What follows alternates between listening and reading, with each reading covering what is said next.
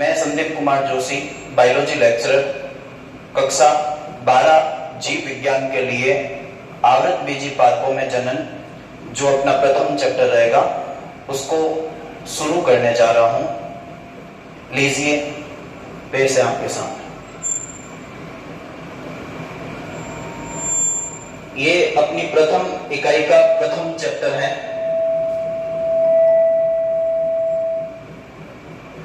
जिसका नाम है आवृतबीजी पादपों में जनन।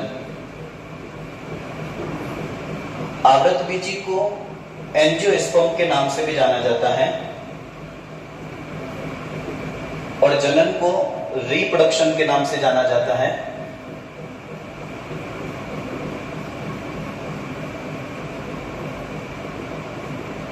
चूंकि कक्षा 11 के अंदर अपन ने एंजियोस्पर्म और जिम्नोस्पर्म के बारे में पढ़ा था। पादप जगत को कुल 5 भागों में बांटा गया है। फर्स्ट है थैलोफाइटा, सेकंड है ब्रायोफाइटा, थर्ड है पेरिडोफाइटा,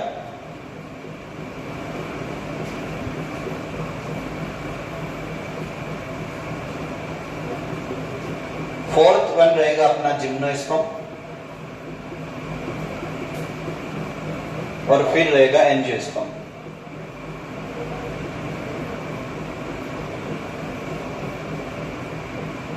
जिसमें आज अपना जो ध्यान है वो एंजियोस्पर्म पादपों में जनन पर रहेगा। एंजियोस्पर्म का मतलब आवृतबीजी होता है। याद रहे कि एंजियोस्पर्म पादप जगत में सबसे उच्च माना जाता है। तत्पश्चात अपन देखेंगे जनन को अपन रिप्रोडक्शन कहते हैं। इसमें जनक अपने समान संतति को उत्पन्न करता है। जनन को क्रमशः 2 भागों में बांटा गया है, अलैंगिक जनन और लैंगिक जनन। इस चैप्टर में अपन आवृतबीजी पादपों में सिर्फ अलैंगिक जनन के बारे में विस्तृत रूप से अध्ययन करेंगे। लैंगिक जनन को अपन दूसरे पार्ट के अंदर डिस्क्राइब रूप से डिस्क्रिप्शन करेंगे। तो अलैंगिक जनन की परिभाषा एप्रोक्सी तौर पर क्या हो सकती है? सबसे पहले तो अलैंगिक जनन को एपोमिक्सिस के नाम से जाना जाता है। अलैंगिक जनन को एपोमिक्सिस के नाम से जाना जाता है। जो कि कई बार क्या होता है कि बोर्ड के अंदर अलैंगिक जनन ना पूछकर एपोमिक्सिस के बारे में पूछ लिया जाता है। तो एक ऑथेंटिक साइंटिस्ट है जिसका नाम है हैंस विंकलर। हैंस विंकलर ने अलैंगिक जनन की क्या परिभाषा दी है, तो देखते हैं अपन कि लैंगिक जनन की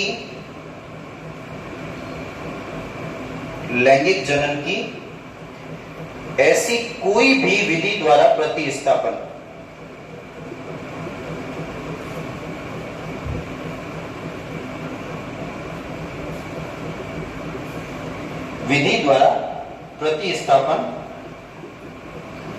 जिसमें अर्धसूत्रण व निषेचन न हो,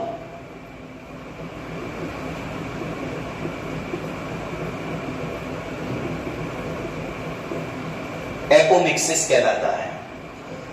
चूंकि अपना ध्यान ये रहेगा कि लैंगिक जनन क्या होता है। लैंगिक जनन के बदौलत जो संतति उत्पन्न होती है उसमें अनिवार्य रूप से अर्धसूत्रण का मतलब अर्धसूत्री विभाजन का होना या पाया जाना जरूरी है। वह नर व मादा युग्मक के बीच संलयन होता है, उसे निषेचन कहते हैं। ये दोनों चीजें लैंगिक जनन के अंदर होती हैं।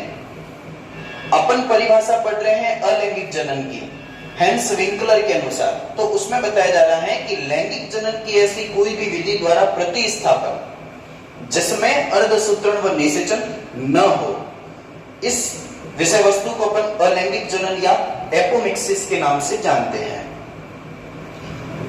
चूंकि आवृतबीजी पादपों में जनन को लेकर इस पाठ की सबसे पहले जो पैराग्राफ है, उस पैराग्राफ में पीटी एकांतरण के बारे में भी समझाया गया है। इस पीटी एकांतरण को अल्टरनेशन जनरेशन के नाम से अपन जानते हैं, अल्टरनेशन जनरेशन के नाम से। क्रमशः दो प्रकार की पीटियां होती हैं, एक होती है बीजाणुद्भिद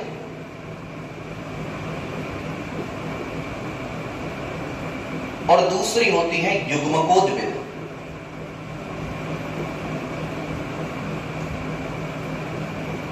इसमें प्रभावी जो पीटी है वो है बीजाणुद्भिद, क्योंकि बीज से ही क्या होता है, पादप का निर्माण होता है और उसी पादप पर युग्मक लगते हैं, इस वजह से उसको युग्मकोद्भिद कहते हैं।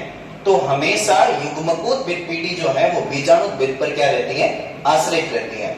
युग्मक दो प्रकार के, नर व मादा, इस वजह से ये युग्मक पुष्प में होते हैं और पुष्प पादप पे लगा होता है, इस वजह से उस पीढ़ी को युग्मकोद्भिद कहते हैं। और बीजाणुद्भिद पीढ़ी क्या है कि बीज से पादप का निर्माण होता है, अर्थात युग्मकोद्भिद या gametophyte is dependable on the sporophyte। युग्मकोद्भिद किस पे डिपेंडेबल होती हैं, बीजाणुद्भिद पे डिपेंडेबल होती है।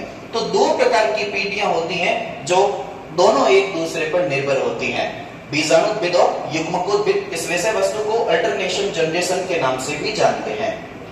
अपने टॉपिक पे आते हैं कि अलैंगिक जनन को इस चैप्टर के अंदर दो भागों में बांटा गया है। सबसे पहले बांटा गया है अनिषेक बीजता के अंदर, इसको एगेमोस्पर्मी के नाम से जाना जाता है।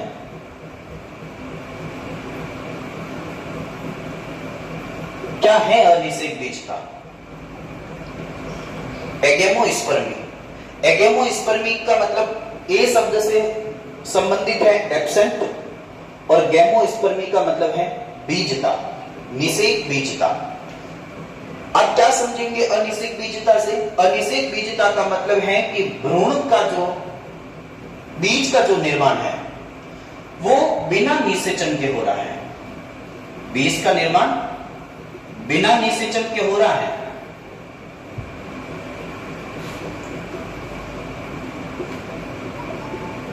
और इसी बीज से एक नए पादप का निर्माण हो रहा है, इसको अपन अनिषेक बीजता कहेंगे कि निषेचन के बिना बीज का निर्माण होना और उसी बीज से एक नए पादप का निर्माण होना। यहां पे संतति क्या बनी है, नया पादप बना है।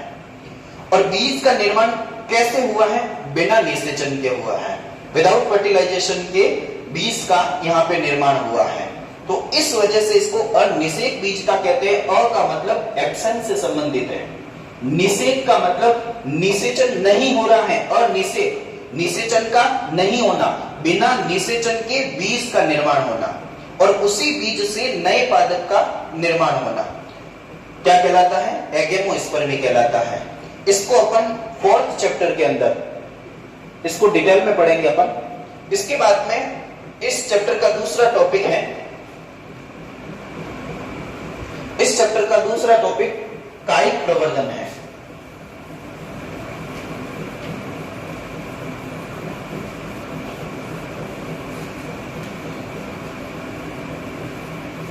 तो कायिक प्रवर्धन को इंग्लिश में अपन वेजिटेटिव प्रोपोगेशन के नाम से जानते हैं। कायिक प्रवर्धन को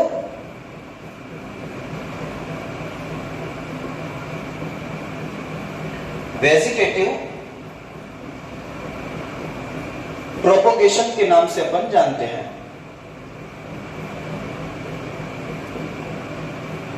तो कायिक प्रवर्धन क्या है? सबसे पहले तो कायिक प्रवर्धन की डेफिनेशन देखते हैं कि पादप के किसी भी कायिक भाग से, यहां पे कायिक भाग से का क्या संबंध है? कायिक भाग सिर्फ 3 प्रकार के होते हैं, एक होता है जड़, एक होता है तना और तीसरा होता है पत्ती। तो पादप के किसी भी कायिक भाग से नए पादप का निर्माण होना क्या कहलाता है? कायिक प्रवर्धन कहलाता है। अक्सर पादप का निर्माण किससे होता है? बीज से होता है, लेकिन यहां पर बीज से ना होकर पादप में जड़, तना, पत्ती इन 3 के द्वारा पादप में नए पादप का क्या हो रहा है, निर्माण हो रहा है। इस वजह से इसको कायिक प्रवर्धन के नाम से अपन इसको जानते हैं। दूसरी बात कि कायिक प्रवर्धन में भाग लेने वाली इकाई को प्रवर्ध के नाम से जानते हैं। प्रोपेग्यूल शब्द है। What do you mean by the propagule? तो प्रवर्ध किसे कहते हैं? कायिक प्रवर्धन में भाग लेने वाली इकाई को किस नाम से जानते हैं? प्रवर्ध के नाम से जानते हैं। कायिक प्रवर्धन दो प्रकार का होता है। पहला है प्राकृतिक कायिक प्रवर्धन,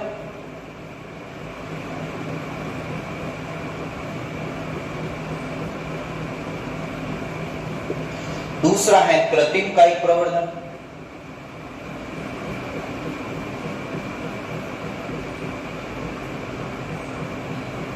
तो प्राकृतिक और कृत्रिम शब्द से आप वैसे तो समझते हैं, प्राकृतिक का मतलब प्रकृति के द्वारा अगर कोई कायिक प्रवर्धन होता है, जड़ तना पत्ती के अंदर कोई अपस्थानिक कलिका निकल जाए या प्रवर्ध निकल जाए, उससे नए पादप का निर्माण हो, तो प्राकृतिक कायिक प्रवर्धन। अब कृत्रिम कायिक प्रवर्धन से आप क्या समझेंगे? इसमें मानव का हस्तक्षेप होगा, मतलब मानव के द्वारा पादप के किसी भी भाग, जड़ तना पत्ती के द्वारा अगर नए पादप का निर्माण किया जाता है तो उसे क्या कहते हैं? कृत्रिम कायिक प्रवर्धन कहते हैं। इसमें मानव का हस्तक्षेप नहीं होता है। प्रकृति के द्वारा पादप के किसी भी भाग, शब्द क्या आया आगे? प्रकृति आया है। तो प्रकृति के द्वारा पादप के किसी भी भाग, जड़ तना पत्ती से नए पादप का निर्माण होता है तो प्राकृतिक कायिक प्रवर्धन कहते हैं। आज अपन प्राकृतिक कायिक प्रवर्धन के बारे में अपन पढ़ेंगे। तो प्राकृतिक कायिक प्रवर्धन जो है, प्राकृतिक कायिक प्रवर्धन सीधी बात है कि तीन चीजों में होना चाहिए, जड़ में होना चाहिए, तना में होना चाहिए और पत्ती के द्वारा होना चाहिए। तो सबसे पहले अपन देखते हैं पत्ती के द्वारा, या पत्ती के द्वारा से पहले तने के द्वारा देखते हैं। तने द्वारा कायिक प्रवर्धन,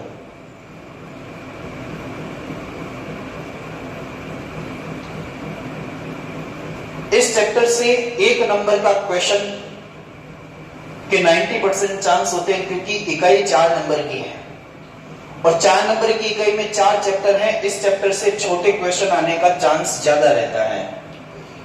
तो इस बार तने द्वारा प्रवर्धन से 1 नंबर के प्रश्न आने का चांस रहेगा। 1 से 10 नंबर तक के जो छोटे क्वेश्चन आते हैं उसमें तने द्वारा प्रवर्धन आने का चांस रहेगा।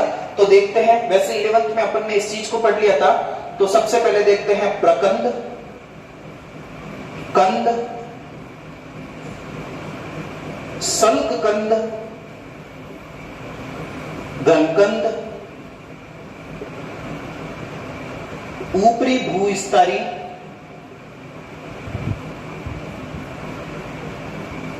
अंत भूस्तरी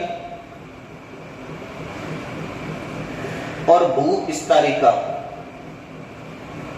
ये टोटल 7 प्रकार हैं। ये तने के प्रकार हैं। अब ये तने किस प्रकार के हैं? ये संग्रहित तने हैं, जिसके अंदर भोज्य पदार्थों का क्या होता है? संग्रहण होता है। भोज्य पदार्थों के संग्रहण के द्वारा इनका अलग अलग आकार हो जाता है। इस वजह से इन सब का नाम अलग अलग है। प्रकंद है, कंद है, सल्क कंद है, घनकंद है, ऊपरी भूस्तरी, अंत भूस्तरी और भूस्तरिका। तो इन सब के अंदर भोज्य पदार्थों के निरंतर एकत्रित रहने की वजह से इसके ऊपर प्रवर्ध या कलिका या अपस्थानिक कलिका बन जाती है। कुछ समय के बाद में इन्हीं कलिका से, इन्हीं अपस्थानिक कलिका से, इन्हीं प्रवर्ध से एक नए पादप का क्या होता है? निर्माण होता है। तो इस तरीके से तने के द्वारा क्या होता है? प्रवर्धन होता है। तो इनके उदाहरण बड़े इंपॉर्टेंट है।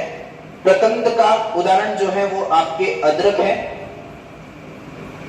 और हल्दी है। इस अदरक और हल्दी को जमीन के अंदर हॉरिजॉन्टल सेक्शन के अंदर अगर अपन बो लेंगे, अनुदैर्ध्य दिशा के अंदर, तो इससे कुछ समय के बाद में इससे जड़ें निकलेगी और इन जड़ों से एक नए पादप का क्या होगा? निर्माण होगा। तो अदरक हल्दी प्रकंद का उदाहरण है। कंद, जिसको बुलबिल के नाम से भी जाना जाता है, जिसका फेमस उदाहरण है आलू। आलू पे भी कई बार कुछ दिन आलू को घर में रखेंगे तो उस आलू पे भी आंख बाहर आ जाएगी। उसी आंख से नया पादप भी बन सकता है अगर उसको अपन बो ले तो। सल्क कंद, कंद आलू, सल्क कंद, कंद का मतलब कंद जैसा ही है, बुलबिल जैसा ही है, लेकिन उसके ऊपर सल्क आ गए हैं। जैसे प्याज है, प्याज के ऊपर सल्क होते हैं, लहसुन है तो लहसुन की एक एक कली जो होती है वो भी एक सल्क का प्रकार है, तो ये सल्क कंद हो गया। तो इनके फेमस उदाहरण है प्याज और लहसुन। गनकंद का उदाहरण है अरबी, ऊपरी भूस्तरीय, भू स्तर के ऊपर, ऊपरी भूस्तरीय, जमीन के ऊपर ऐसा कौन सा तना है जो उगता है और उससे नया पादप बन जाता है, तो वो है आपके घास। अंत भूस्तरीय, जमीन के अंदर, तो ऐसी विषय वस्तु है पुदीना। फिर भूस्तरीय, भूस्तरीय का मतलब न जमीन के ऊपर न जमीन के अंदर, बीच में, लेवल पर, तो भूस्तरीय का उदाहरण है आपका स्ट्रॉबेरी। तो इस तरीके से ये तने में आपके कायिक प्रवर्धन होता है। प्रकंद अदरक हल्दी, कंद आलू, सल्क कंद प्याज लहसुन, गनकंद अरबी, ऊपरी भूस्तरीय घास, अंत भूस्तरीय पुदीना और भूस्तरीय का स्ट्रॉबेरी। ये हो गया अपना तने के द्वारा। फिर पढ़ते हैं जड़ के द्वारा। तो जड़ के द्वारा में क्या होता है? जड़ के द्वारा में दो ऑप्शन है। कुछ काष्ठीय पौधे होते हैं। काष्ठीय पौधे का मतलब जैसे आप ले लो नीम है, चमेली है, ये कुछ एक काष्ठीय पौधे होते हैं, शीशम कह सकते हैं आप। तो ये 3-4 काष्ठीय पौधे हैं। इन काष्ठीय पौधों की जो जड़ होती है, ये काष्ठीय पौधे, इन काष्ठीय पौधों की जड़, और इन्हीं जड़ से क्या निकलता है? आपके प्ररोह निकलता है, और इसी प्ररोह से आपके नए पादप का क्या हो जाता है? निर्माण हो जाता है। काष्ठीय पौधे, काष्ठीय पौधे की जड़, और उन जड़ से प्ररोह निकल जाता है। प्ररोह जमीन से ऊपर का भाग और मूल जड़ से नीचे का भाग, तो प्ररोह का निर्माण हो जाता है। इस प्ररोह से नए पादप का निर्माण बच जाता है। एक दूसरा नंबर कि कुछ पौधे होते हैं, ये थे काष्ठीय पौधे। काष्ठीय पौधे का मतलब बहुत ज्यादा लंबे पादप। दूसरी बात कर रहा हूं मैं, कुछ पौधे, यहां पे पौधे शब्द तो अपन यूज नहीं कर सकते हैं, पादप शब्द को यूज में ला सकते हैं, काष्ठीय पादप कह सकते हैं, पौधे तो छोटे होते हैं। तो कुछ पौधे जिनकी कंदीय मूल, कुछ पौधे जिनकी कंदीय मूल, इन कंदीय मूल से अपस्थानिक कलिका निकल जाती है और उससे नया पादप बनता है। किससे निकलती है? कंदीय मूल से क्या निकलती है? अपस्थानिक कलिका। इस अपस्थानिक कलिका से क्या बनता है? एक नया पादप बनता है। तो इसका उदाहरण रहेगा आपके शकरकंद है, डहेलिया है, ये सब इसके उदाहरण हो जाएंगे। काष्ठीय पौधे के उदाहरण बता दिया, नीम है, चमेली है और शीशम हो गया। तो इस तरीके से तने में कायिक प्रवर्धन हो गया, जड़ में प्राकृतिक कायिक प्रवर्धन हो गया। अब अपन पढ़ेंगे पत्ती में कायिक प्रवर्धन को।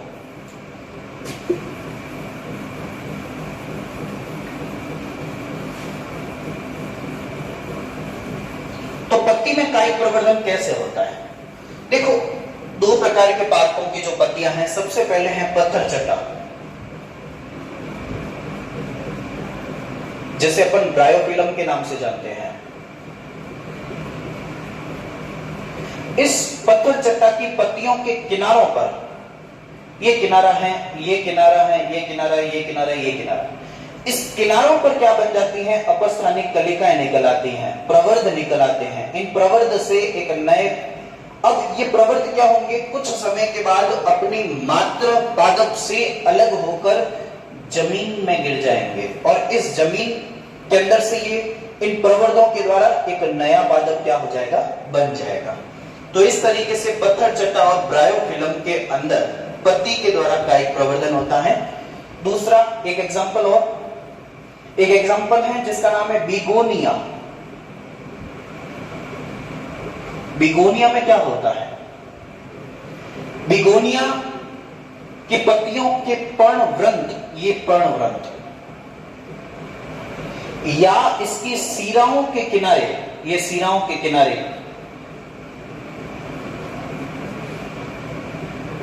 पर्णवृंत या पत्तियों के सिराओं के किनारे अपस्थानिक कलिकाओं के द्वारा। यही अपस्थानिक कलिका है, वही सेम कि जमीन में गिरती है और जमीन से नए पादप का निर्माण करती है। इस तरीके से बिगोनिया के अंदर पत्ती के द्वारा क्या होता है, कायिक प्रवर्धन होता है। तो आज अपन ने क्या देखा, कायिक प्रवर्धन। सबसे पहले पीडी एकांतरण देखा, पीडी एकांतरण के बाद में अलैंगिक जनन, लैंगिक जनन, अलैंगिक जनन की परिभाषा को हैंस विंकलर के अनुसार देखा। इसके बाद में अपन ने पढ़ा कि अलैंगिक जनन के कितने प्रकार होते हैं, तो अपन ने बताया 2 प्रकार होते हैं। फर्स्ट होता है अनिषेक बीजता और दूसरा होता है कायिक प्रवर्धन। अनिषेक बीजता को एगेमोस्पर्मी कहते हैं और कायिक प्रवर्धन को वेजिटेटिव प्रोपोगेशन के नाम से जानते हैं। अनिषेक बीजता को अपन ने समझा, उसको 4th चैप्टर के अंदर अपन डिटेल से डिस्क्राइब करेंगे। नेक्स्ट वन अपन ने कायिक प्रवर्धन के बारे में डिस्क्राइब किया। तो कायिक प्रवर्धन के अपन ने 2 प्रकार पढ़े। फर्स्ट पढ़ा प्राकृतिक कायिक प्रवर्धन और दूसरा पढ़ा अपन ने कृत्रिम कायिक प्रवर्धन। प्राकृतिक कायिक प्रवर्धन के अंदर अपन ने पढ़ा तने के द्वारा, जड़ के द्वारा और पत्ती के द्वारा। आज अपन ने प्राकृतिक कायिक प्रवर्धन के बारे में डिस्कस किया है। तो कल अपन वापस से पढ़ेंगे कृत्रिम कायिक प्रवर्धन, यानी मानव के हस्तक्षेप के द्वारा जो कायिक प्रवर्धन होता है उसके बारे में अपन कल पढ़ेंगे। आज जो टॉपिक पढ़ाया है इससे संबंधित अगर किसी भी विद्यार्थी को समस्या है तो अपने स्कूल के व्हाट्सएप ग्रुप पे आप अपने विचार लिख सकते हैं। जो भी आपकी समस्या होगी उसका तुरंत आपको समाधान मिल जाएगा। धन्यवाद।